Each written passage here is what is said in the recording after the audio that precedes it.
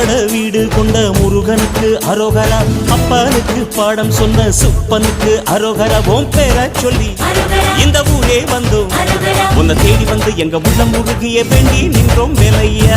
அழகு என்றாலே முருகன் தானையா, எங்க அழகு சுந்தரம் பார்க்க கேட்க அருள் புரிவாயா.